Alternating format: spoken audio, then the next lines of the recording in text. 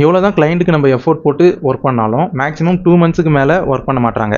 இந்த மாதிரி உங்களுக்கும் ஃபீல் ஆயிருக்குன்னா இந்த வீடியோ உங்களுக்கு தான். நம்ம ஒரு விஷயத்தை நல்லா புரிஞ்சுக்கணும். எப்பயுமே கிளைண்ட் சைடு மட்டுமே ஃபால்ட் இருக்காது. நம்ம சைடு இருக்க மிஸ்டேக்கை நம்ம அக்செப்ட் பண்ணி தான் ஆகணும். நானும் தப்பு பண்ணியிருக்கேன். அதிலிருந்து நான் என்ன கற்றுக்கிட்டேன்னு இந்த வீடியோவில் சொல்கிறேன். இந்த ஆடியோவை கேளுங்க. ஓகே, நான் ஏன் உங்ககிட்ட 2000 கேட்டேன்னா, நான் பட்ஜெட் ஆட் பண்ணுறதுக்கு மட்டும் தான் எனக்கு கிட்ட கால் பண்ணுற மாதிரி இருந்தது. வேறு எதுக்குமே என்ன ஒர்க் பண்ணுறாங்க, என்ன டேட்டா எதுவுமே எனக்கு தெரியல. அந்த ரீசன் தான் உங்ககிட்ட பார்க்கணும்.